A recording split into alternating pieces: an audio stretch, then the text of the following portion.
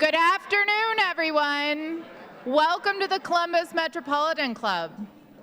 I'm Ellen Block. I'm both an independent international tax consultant and proud member of the CMC Board of Trustees. I'm also the CMC's treasurer and chair of its finance committee, because that's where they hide the accountants. Thank you to today's forum sponsor, The Ohio State University Wexner Medical Center. We're also grateful to the presenting sponsor of our live stream, the Center for Human Kindness at the Columbus Foundation, our live stream partner, the Columbus Dispatch, and our host, Vue Columbus. Yes, every CMC forum takes a village. Let's thank everyone for supporting today's program.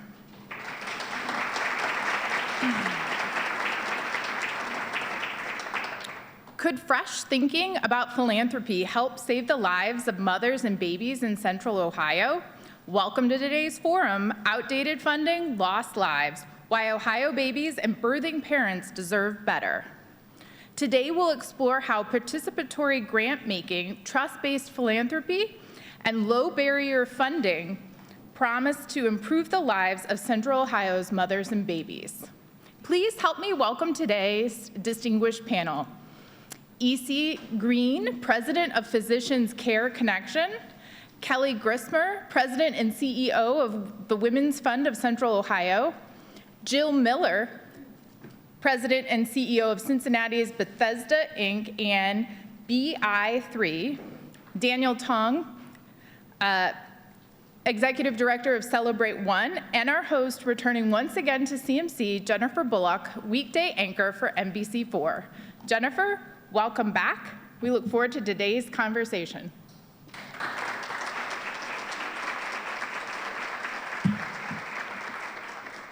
Well, good afternoon, everyone. Thank you so much for taking time out of your day to be a part of this really important conversation. I am here today. Yes, I was asked to be here, but I was asked by my good friend, Danielle Tong with CelebrateOne. Not only am I an anchor here with NBC4, but I am also the vice president of Miles's Mission, which is a nonprofit started after my son was stillborn, almost 3 years ago exactly, in 2021. So for me, really enhancing that awareness, but also providing resources, supporting families who experience pregnancy and infant loss has become a sole purpose for me. And when I was asked to do this panel, obviously with the nonprofit, I knew a little bit about fundraising. My dad is the president, so he handles a lot of the dirty work, and I get to be the face of everything. But that's what you do when you have organizations like this, right? You got to keep the lights on, and you need the funds to keep serving those families. But there were some things about the process of fundraising that never really sat right with me. It's really getting in the way sometimes of the work that we are trying to do. And so today we're going to learn more about the current methods of funding and why they may not be as effective in moving the needle when it comes to infant maternal health outcomes as we need them to be. There is always a better way to do things. But before we get started, I do kind of just want to get a lay of the land. So we are going to start with Danielle Tong. Could you give us a brief update on the affairs of infant maternal health here in Central Ohio? Certainly. So I will say that last year in 2023, we lost 122 babies. And in our line of work, we generally say that that is 6 kindergarten classrooms that will not get to experience the milestones that we all want our children to experience. That's meaningful all by itself for those families, but it also has further meaning to us as community members, because we know that infant mortality is a canary in a coal mine for the overall community health. So it helps us understand how our neighbors are doing. If you want to know how your neighbors are doing, all you have to do is look at our babies. And we know that all of our babies are not doing well. there is a big disparity in infant maternal health. We know that 3 times the number of black babies die than white babies. So we already know that our black neighbors are not doing as well as they could be. And that really allows us to set the stage for this conversation around how do we get to improvement and how do we get to better. And so let's go ahead and talk about that. When you think about charitable giving or philanthropy, when it comes to fighting infant and maternal mortality, you don't really make that connection, right? Often people think of doctors or hospitals. So what is the connection between philanthropy, funding, and improving maternal and infant health? And EC, I kind of want to start with you when it comes to that. I mean, tell us a little bit about your service with Physicians CareConnection and what it's like to keep your work funded in order to improve those outcomes. Sure. So Physicians CareConnection has been in the community since about 1993. Our mission is to help people who are vulnerable really optimize their health. And what that means is that we provide access and also problem-solving skills for people who need medical services and also social supports. For a long time in this community, we've had a partnership with CelebrateOne and other lead entities to impact the infant mortality for Black mothers in this community. We worked on a project together called Step 1 for a Healthy Pregnancy. And what that project was to do, or program, was to connect mothers, make it easy for them to connect to prenatal services and other supports. That's important because access is a huge issue. Just because you have insurance doesn't mean that the doctor that you pick up to call can take your insurance. And if you don't have insurance, then that is an even bigger issue. Compacted with that are the social conditions that people experience. So I can get a doctor's appointment, but I cannot get a ride there. Or maybe I'm eligible for Medicaid or some other insurance, but I need assistance in how to navigate that paperwork. So there are many barriers to people accessing services and understanding where they can get those. So what we do is we problem solve for each individual. Each individual is different.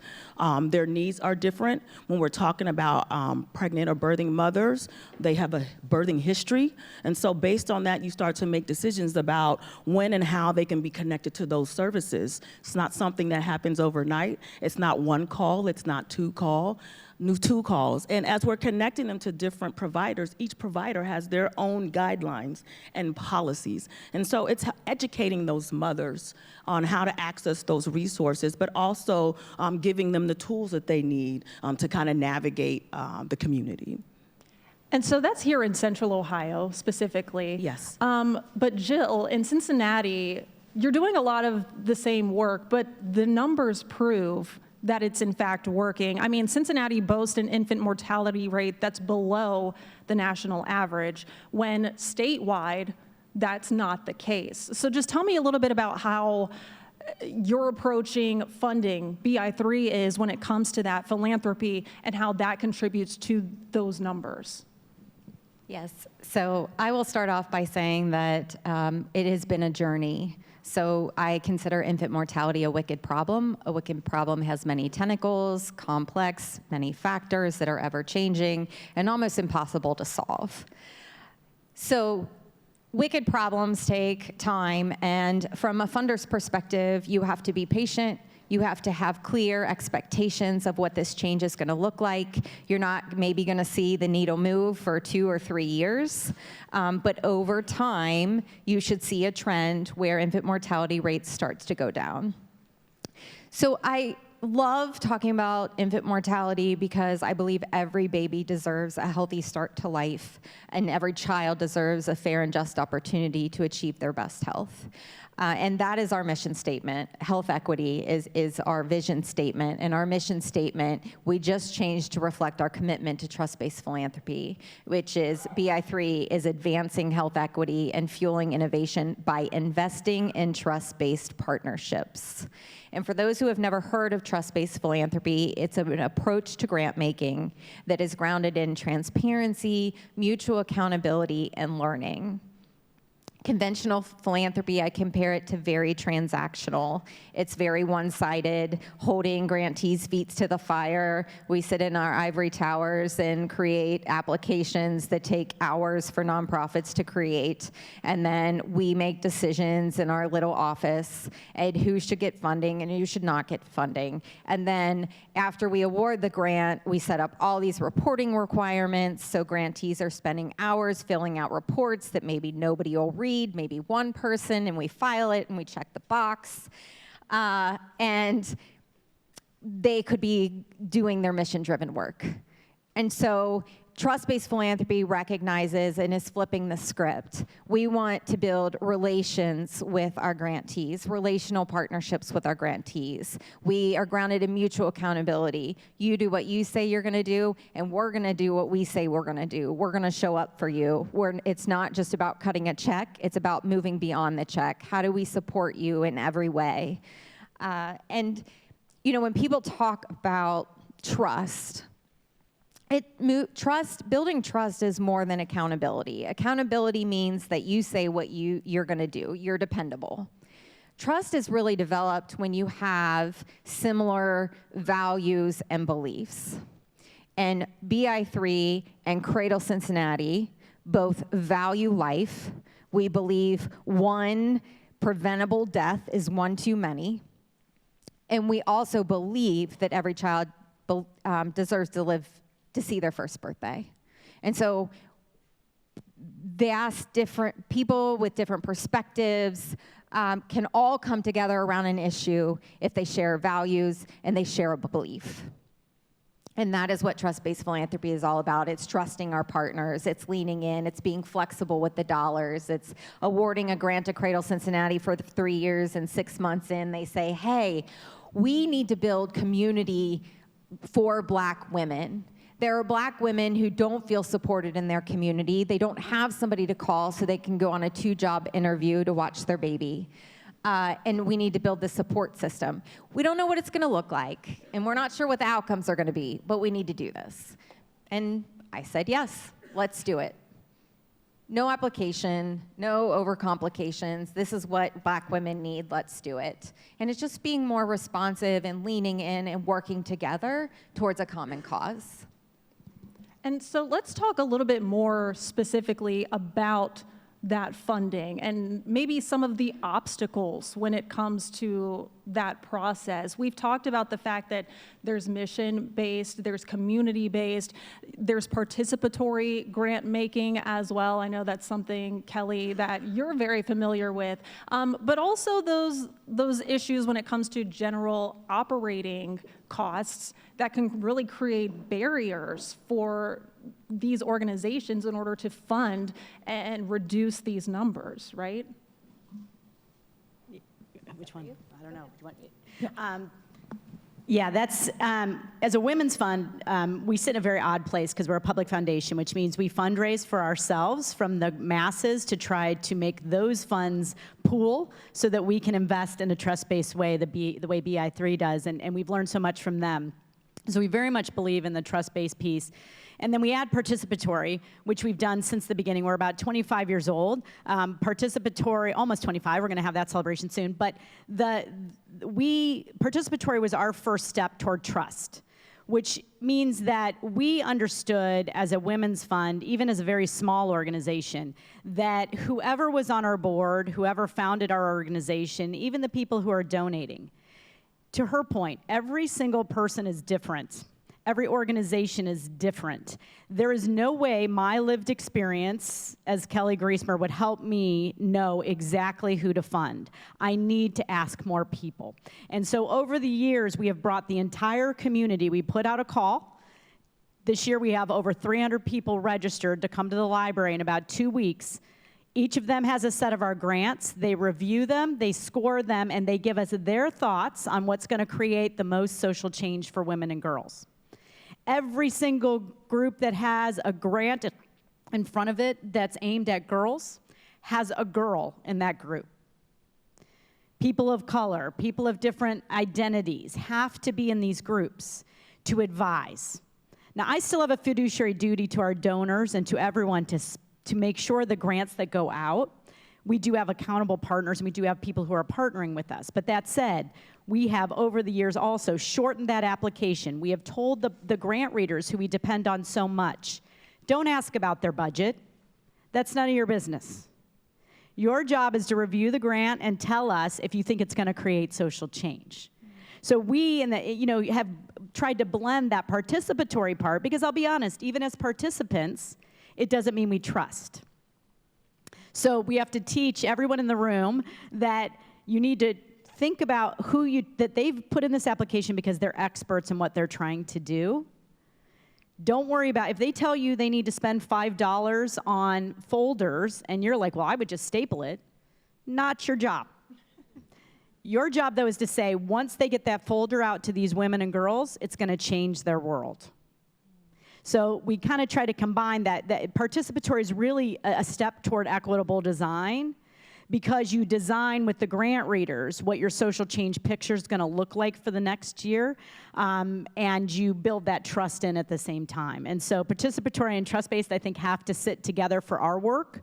And the trust-based is the part we've still been working toward, but the participatory part is been extremely successful over the years in being able to get grants out to people that otherwise wouldn't have had that funding experience so early in their trajectory. Kelley, I like that a lot. And what I will say is that you're sharing power. Participatory grant making shares power with those who are closest to the problems. Yeah, we hope. And with that in mind, though, I mean, you mentioned early on in their trajectory, right? So sometimes there are these small organizations. I know very well personally about that. When you're just trying to get your feet on the ground, you're just trying to get that initial support. Can you talk a little bit about funding those smaller organizations very early on? You mentioned we don't need to worry about what their budget is, but what are they going to do with this money? How does that differ from funding these larger and more established organizations? Well, it differs and it doesn't. Because I'll be honest, as a 24-year-old organization that's given out over $5 million in grants, I'm going to get as much pushback from somebody because of why I fund and how I fund. So I think that's actually our biggest challenge. But I will say for small organizations, and I don't want this to come out wrong, and I thank every single person in this room of every identity, but philanthropy is patriarchal. It is based upon white men's experiences with other white men. White men talk to other white men, and when that guy has a good idea, they give him money, and they give him trust, and they give him a chance. The world has not done that for women and girls, and certainly not mothers and babies. And so we are trying to mirror that. And unfortunately, the gender norms in our communities have taught us, don't trust women to do anything with money. And quite frankly, all of the data shows that they will do more with it when given that money. They will pay back their loans faster. Their businesses will stay in business. They will find benefits for their employees. That's not to say that a lot of men and people identify as male don't do that, but women are doing it at very high clips and not getting any credit for it. So we specifically focus on those organizations especially, because I think if you look at the data, I mean, it shows that organizations started by women of color. There's a report called Pocket Change, Why Women of Color Do More with Less, and it was authored by the Ms. Foundation, one of our sister organizations, and what they will tell you is that most women of color running very important programs in this community, they're not even making a salary yet, because their board has told them they can't spend the money they're raising even to have a living wage. So the Women's Fund, one of the first things we'll do is say, do you need somebody to be paid? Great. You know, do you need a room to meet in? Great. Because honestly, that's what men have become very good at doing for each other, and so we need to do that. And even, you know, and again, if there are men who people identify as male who aren't getting that funding out there, they deserve it too. I believe all gender norms are toxic, but I believe it's especially important for us to show that trust and fund new organizations, new ideas, because it's so hard for women to get that first few checks in the door. And so let's bring that into how that directly affects these outcomes. Danielle, I know you know the numbers very well. So how are we able to kind of have this conversation about that funding and what that means for reducing infant and maternal mortality. So I will start with wanting to put a fine point, as though it were necessary, because you did an amazing job, on what you've heard so far, is that the goal here is to be listening and to then be implementing. And that is really what both of these folks have said to us so far, is that the most effective funding is first listening and then implementing based on what you heard. So how does this relate to infant maternal health? So we know in infant mortality, actually, I will tell you, I didn't realize this. This is something that I learned coming into this work, is that 80% of the deaths that we experience in infant mortality are not driven by medical things. They're not driven by like the conversations you have with your doctor's office or what happens in the hospital or what happens in the clinic room like you might expect. They are driven by the social and economic things, the things that I think that, you know, many of us likely take for granted every day when you think about access to high quality health care, when you think about access to high quality education, sustainable, affordable places to live, et cetera. Who is in our community doing that work? You know, who is holding the net closed in the places where it gaps? And those are our nonprofit organizations. They are the ones that are holding the gaps together for us so that our families and our babies are not falling through. And the way that they are doing it is in whatever way is necessary. Whatever way a family comes to me that they need to have their need met is the way I'm going to meet that need. And that is what we know works. That is what happened in Cincinnati. And that is the way that we need to experience funding from our funding partners. When we call it a partnership, we think about the fact that we are locking arms. So a nonprofit to a funding partner, holding the accountability for mothers and babies and birthing people together. The outcomes are ours as a community. They are shared. And so when we experience funding as a passing off of, I've given you the funds, you're responsible to make it happen, that it breaks that partnership. Instead, what we're hoping for is we're saying our funder says, okay, we have the resources, we're holding the resources, you point the hose at where the resources are needed. And that's really the type of partnership that we need, and it's the type of partnership that we know works.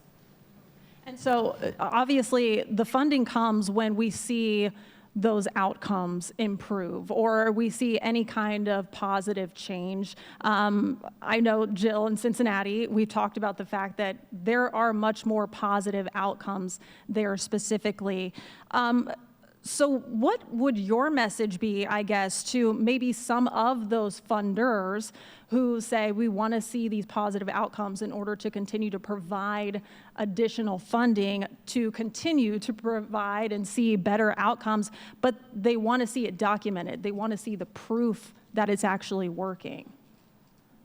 And that's one-sided accountability. It's holding the grantees' feet to the fire. Basically, it's saying that we inherently distrust you when we feel like we need to constantly check in with reports and oversee the process, right? And nonprofit organizations need the freedom and the space and the time and the resources to think differently and try new things. And so when Cincinnati Children's came to BI3 and said, we want to do a pilot project in Avondale. Avondale is a Black neighborhood in the backyard, literally, of Cincinnati Children's. And they had the highest infant mortality rate in the country at 18.9 per 1,000 births. And the data, everybody wants to start with the data, which is a great place to start, right? The data told us that the number one cause of infant mortality was preterm birth.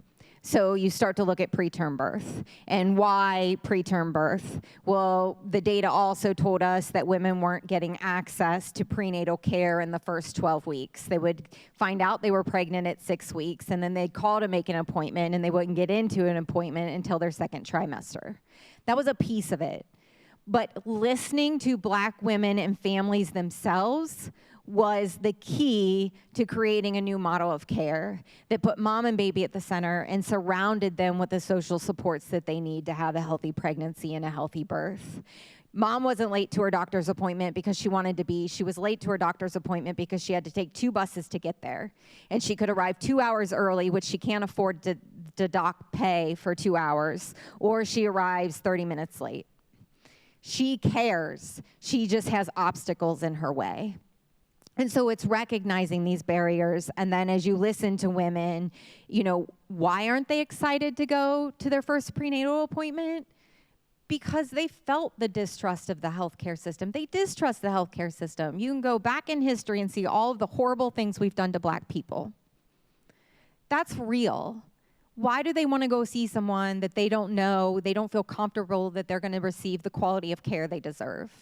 And so structural racism, frankly, in healthcare is one of the root causes of our Black infant mortality crisis.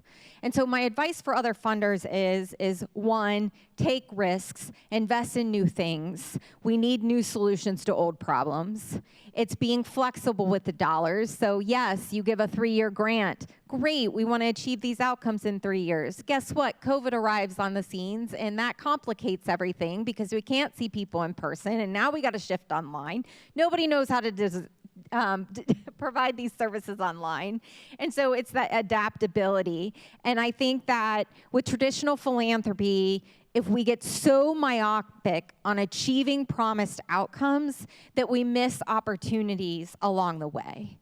And so it's really leaning in and trusting and having those conversations. I'd much rather have a conversation than you send me a written report. I don't like to read reports, so I'd much rather sit down with you. Tell me, what are the successes you've achieved? What are the challenges and barriers you're facing? And when we listen to our nonprofits and we listen to those on the ground, we find out from OB-GYNs, moms are losing their Medicaid coverage 60 days after they deliver. Well, I had 2 girls, and I can tell you I needed health care beyond the 60 days of delivery. And so we partnered with Groundwork Ohio and really advocated to Ohio Medicaid to extend postpartum coverage from 60 days to 1 year. And I'm very proud that the state has turned that on. And now 21,000 moms per year have access to 1 year of coverage after giving birth. But if we had not had that conversation and asked about the challenges and barriers, that may not have come out in a written report. It was that conversation, and we could talk about the barrier, and then we could talk about a solution and what needed to be done to change it. And then thirdly, investing in co-designed solutions. Again, leaning into the experts, which you've heard everyone on this panel say, is people with lived experience are the experts. They know what they need, and they know how to help solve the problems. And so we were very proud to invest in Mama Certified, which is an idea that came from Black women themselves. They said, look, we don't know where to have our baby. We don't have good information to know that we're going to feel safe and we're going to feel heard. I mean, look no further than Serena Williams to see how that pregnancy was horrible and no one listened to her, much less a woman from Avondale. And it's really listening into the experts. And what they said is how wonderful it would be if we had information so we could make the best birthing decision for me and my baby, right? And let's create a badging process, because we don't want to just have a verbal commitment from hospital systems. We want to see badges. We want them to earn badges that say they're improving maternal health, they're improving infant health, they're addressing implicit bias. We want those things to be very visible to us so we can choose a birth hospital. And I never thought I would say this, but all Cincinnati hospitals signed on to share data and work to create a community that is healthier for Black women.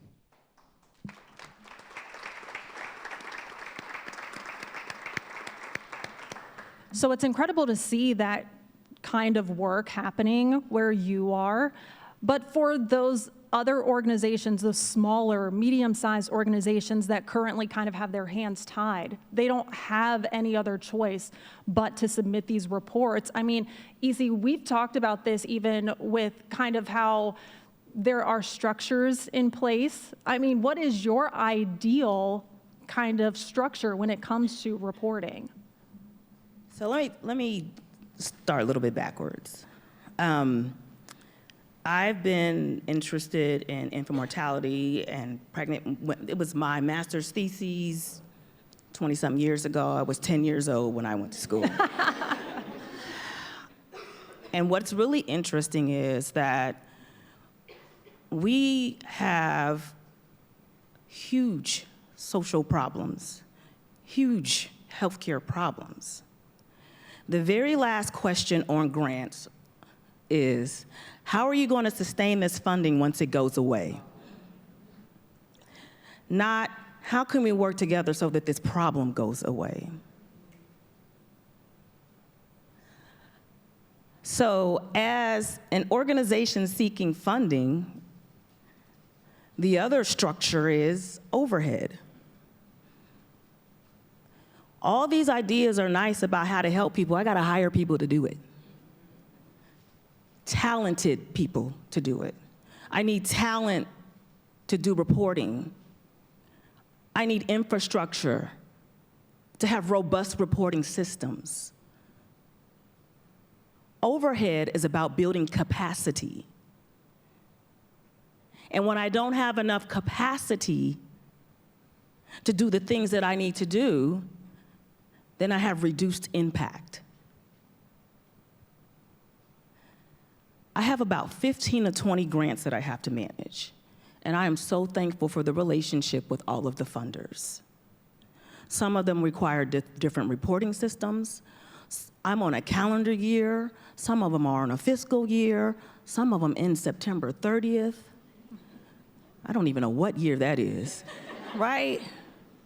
I'm spending a lot of administrative time trying to make sure that I run a business. Nonprofits are a business. And Danielle said something that was pretty key about what we're doing. We're essential services. Could you imagine if the police department or the fire department had to worry about writing grants every year? I understand that we can't depend on funders.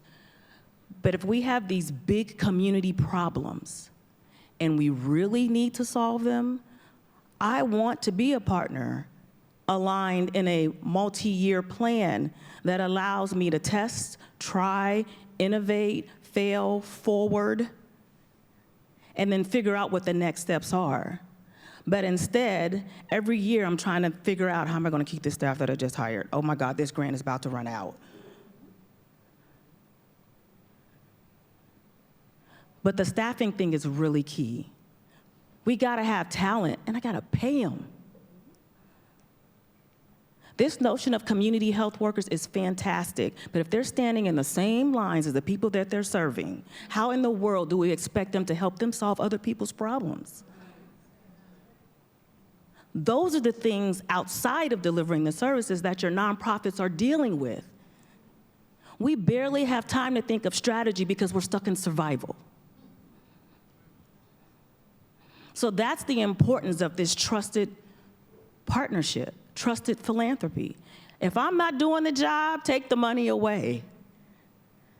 But if I'm doing it, I'm on a hamster wheel every year, every quarter. I turn in reports monthly, quarterly, annually, Tuesday, Friday.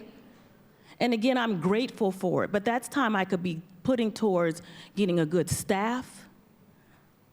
Having good talent, it's not a luxury, it's essential. In the work that we do, we're essential. We are essential services. And I say this stuff to Danielle all the time, I want to be somebody's line item. Because I want to partner on solving these. We've been talking about infant mortality for the past 20 years. We've been talking about our other community issues since before I was born. And we're still in the same place. So there has to be some mind shift in philanthropy and funding and thinking about how we can partner to solve a problem and not how we're just going to give funds for a short time benefit and then walk away from it. So I don't know what that is for the funders, but I'm looking for a partnership. I'm willing to do the work because it takes time. It takes mistakes. There's good learning. But we don't have the time sometimes to even report that back to you because we're on this hamster wheel of trying to figure out what funds, what do we have to report next, what fund am I about to lose? And so I love the things that have worked is that we've had good funding relationships with partners that recognize that and had some trust, and they've given us multi-year funding. They've come back and asked us, okay, what are you finding? What could we do better? What could we do better together? That helps us in that structure. Not making me adopt another computer system so that I can report something just for your particular organization that you don't want to pay for. Or giving me 1 year funding to hire somebody that I got to figure out after the funding is gone how to keep them for a problem that we say is big and it's huge and we need to solve it. So to me, those are the structures that hold me accountable. But can we really, really, truly go into a partnership that allows us to flourish and solve the issues or the problems that we say we need to solve in the community? So, all right. Don't go anywhere. I want your thoughts on this. But before we conclude with that, obviously it is CMC's longstanding tradition to take audience questions. So we're going to move our questions from our live stream and in-person audience in just a few minutes. So if you have a question, please make your way over to the microphone now. You can see Doug is waving his hand. And then if you're watching online, we ask that you type your questions into the chat. But again, before we take those questions, I do just want to kind of bring this part of the conversation to a close with some final thoughts. I know Jill, Danielle, you both had things you were like ready to say. So I want to start with saying that we have gems in our community like EC. And in your neighbors, folks sitting in this audience, we have a beautiful mix of backgrounds here, folks from all different sorts of organizations, funders, nonprofit organizations, folks who are interested community members. And this message is for each of you in how you engage the nonprofit sector, and in specific, how you engage infant maternal health. When you're looking to provide funding or provide support for an organization, the best place for you to start is learning about the organization and the work that they do, the issues that they face, and becoming an actual partner. So building that actual partnership. The old style of philanthropy that you heard about in the title here, it's about transaction. It's about, I have a thing you need, you ask me in all the ways I want to be asked for this thing. And then once I give it to you, you're still not off the hook, because then you still have to talk to me in all the ways that I want you to talk to me about that thing. That's not a partnership. That's like a really stingy bank, okay? Really stingy.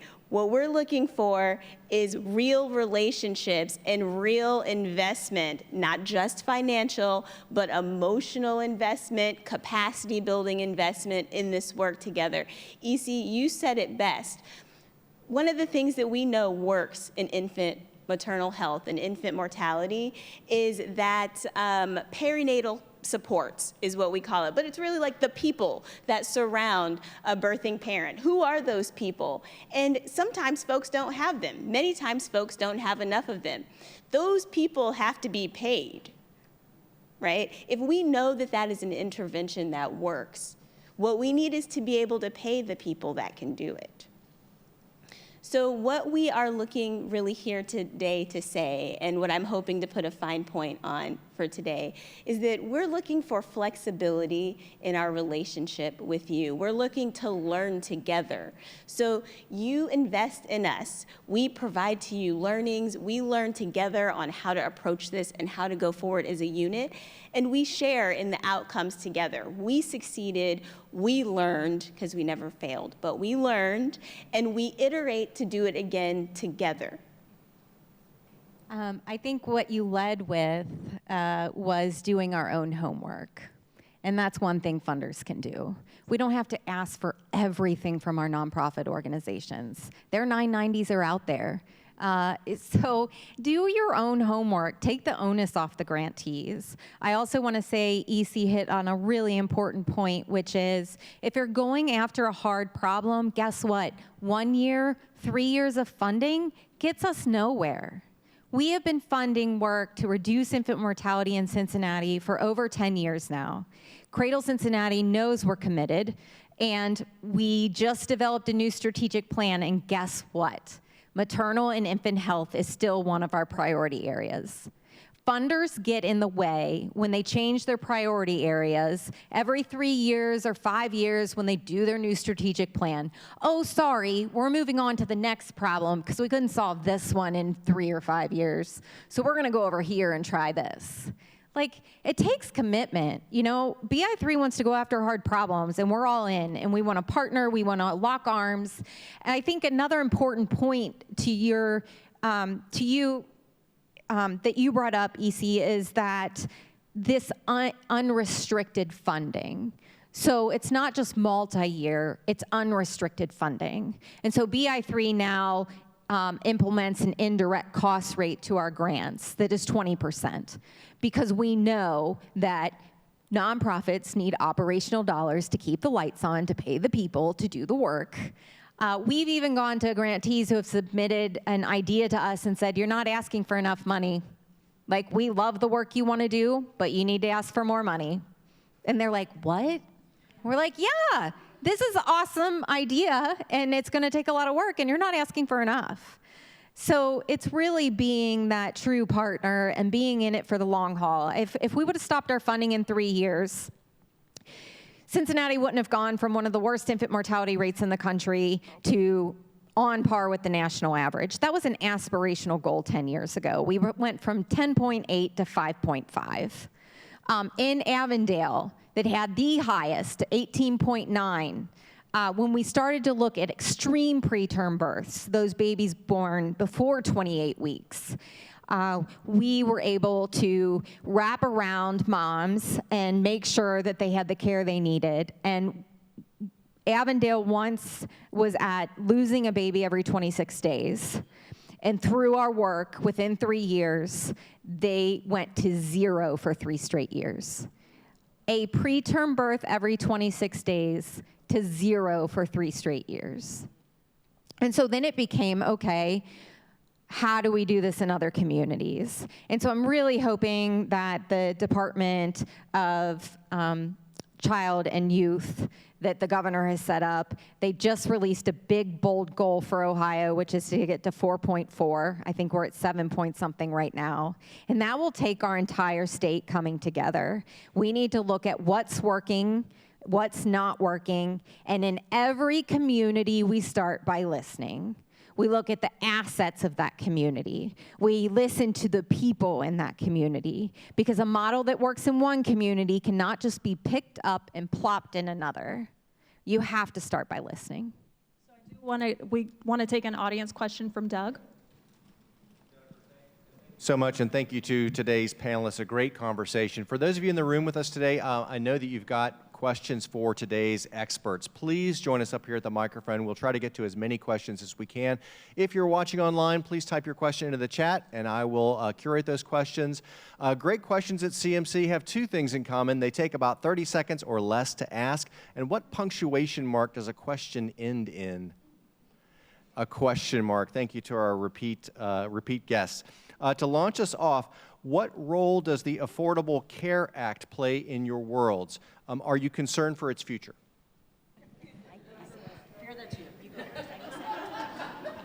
Yes. It's important. Even with the Affordable Care Act, we have people that are still unable to access the resources, the insurance, and things that they need. So think of what we will look like without it. So yes, I am concerned. I think EC said everything that needs to be said. The Affordable Care Act is really about access to care. And anything that improves that access, even if it's marginal improvements, is better than going the opposite direction. So we need that to stay intact, and we need more, and we need better. Our next question. My name is Cole Ramsey. My pronouns are they, them. I'm with Ohio Birth Center. Birth centers are a proven method to not only improve outcomes, save money, but also significantly reduce racial health disparities. There are 2 freestanding birth centers in the state of Ohio who are unable to fully open and serve communities because the hospitals are unwilling to collaborate with those birth centers. One is here in Columbus and one is in Cincinnati. I'm curious, regardless of the funding model, how do we make change when there seems to be so much resistance from the hospitals? And I also say this as a birth doula in Columbus for 20 years. All eyes are on me.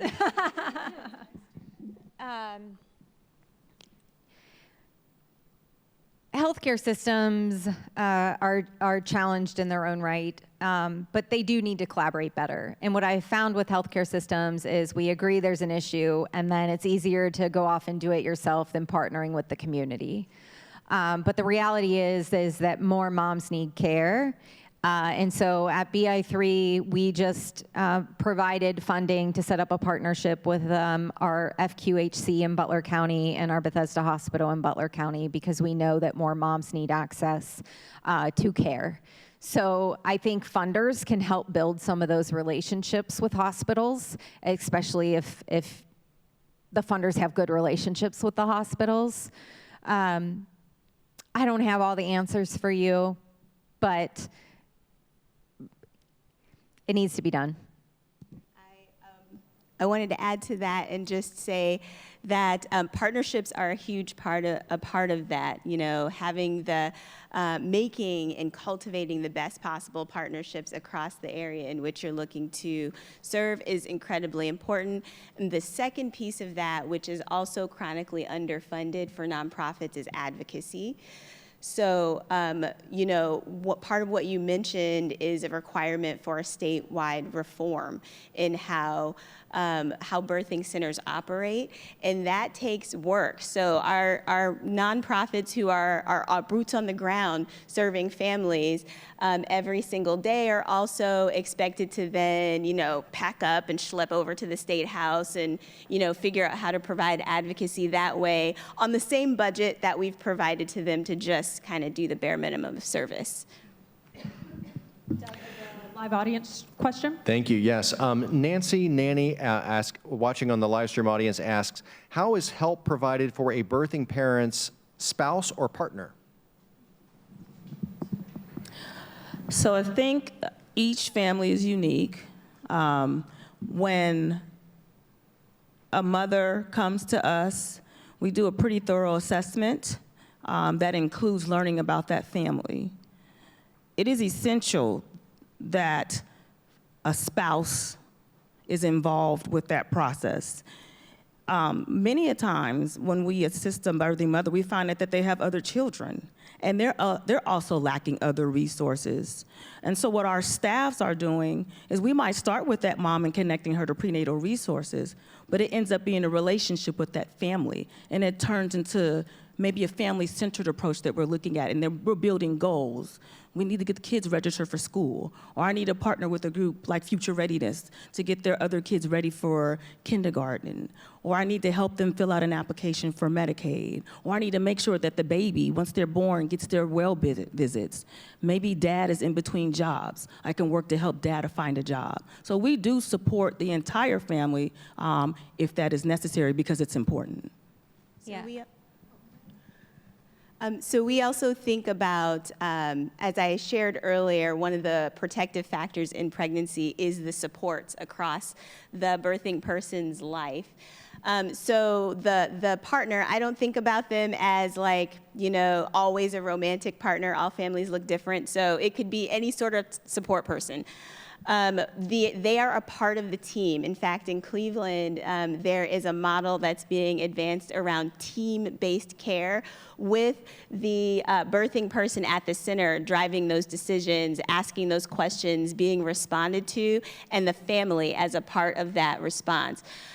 So all of that to say is that there should never be, in best practices, a separation between the birthing person and their support people. They are a unit. Thank you. We have about 6 minutes left, and I think 4 more questions, so we'll try to speed through these. And my question might be a big one. Caitlin Foss, grateful to be in a room of such passionate people.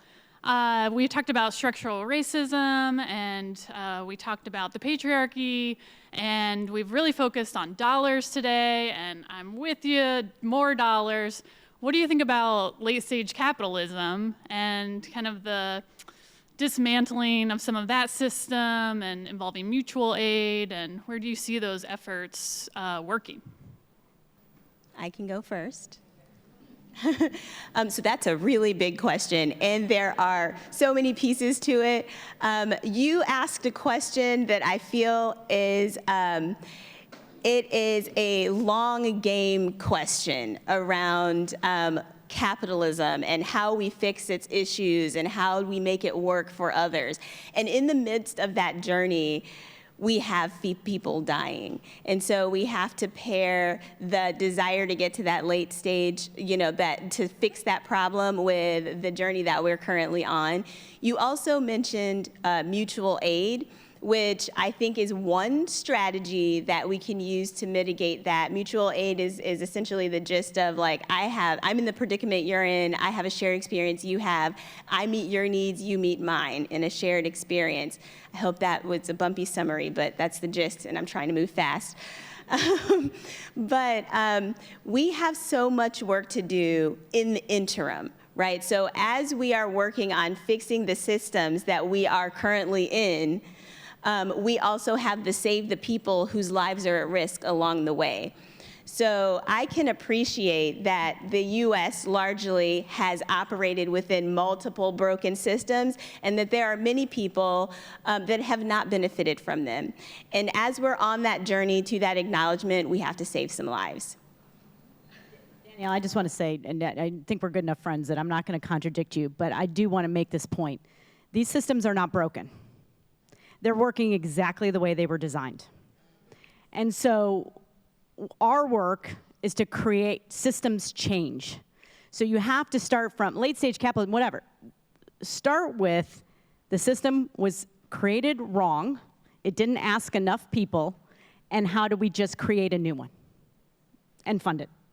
So I don't think that's a contradiction at all. Right, okay. I am in mission mode about making sure we're saving lives, and we know that what we're doing isn't working. What we currently it never have did. isn't working. Yeah, it never did. That's the hard part, folks. Let's just admit that, okay?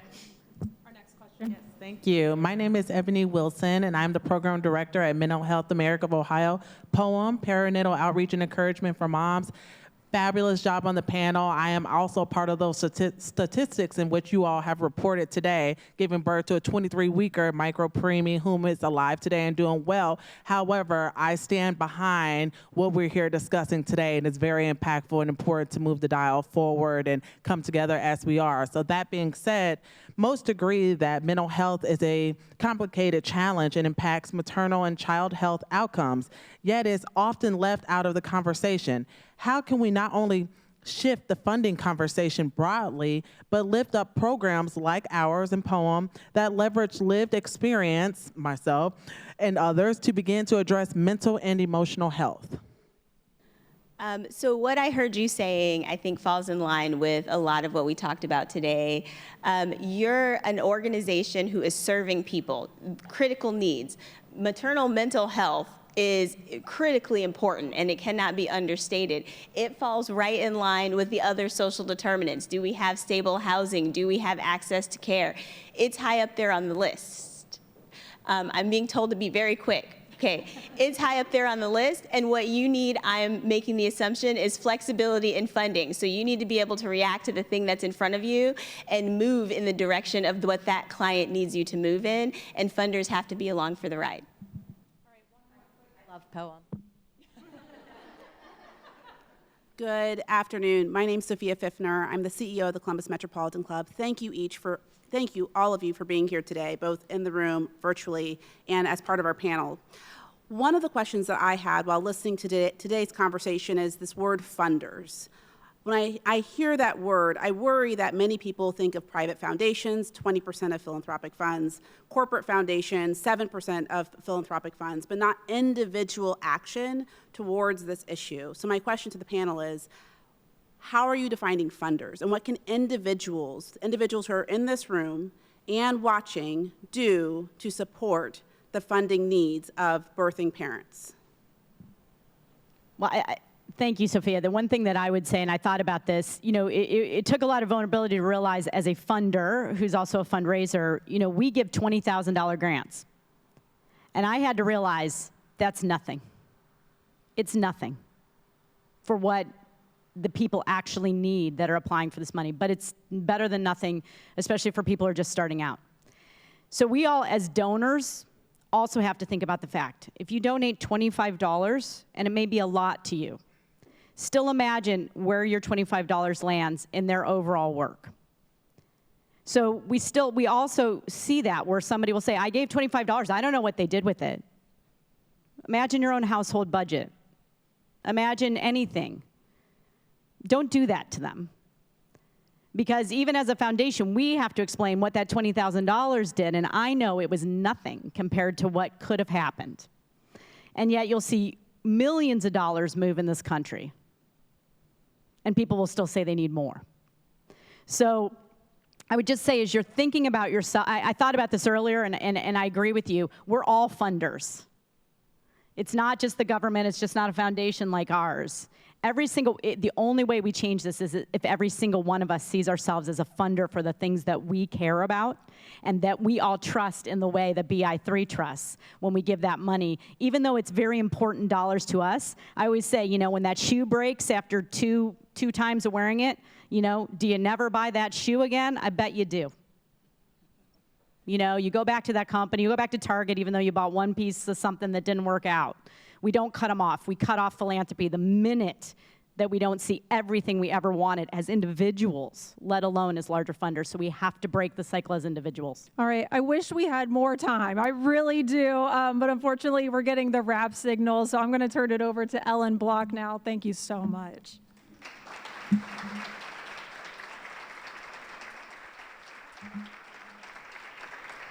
Thank you.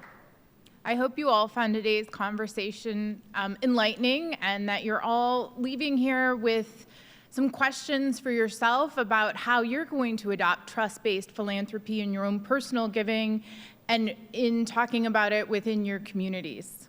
We would like to once again thank the Ohio State University Wexner Medical Center for sponsoring today's forum. Thank you to the Vue Columbus for hosting us today, and to the Center for Human Kindness at the Columbus Foundation and the Columbus Dispatch for supporting today's live stream. And our very special appreciation to today's passionate panelists, E.C. Green, Kelley Griesmer, Jill Miller, Danielle Tong, and our host, Jennifer Bullock.